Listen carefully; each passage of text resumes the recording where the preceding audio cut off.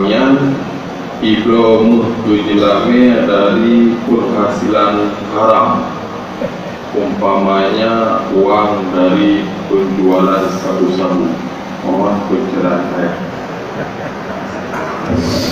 Nikah sah jelame yang sah.